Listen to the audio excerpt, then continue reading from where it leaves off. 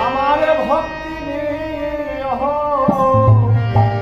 তোমার কাছে জানাই প্রার্থনা জননী গো মা, আমার জন্য তুমি কেঁদো না।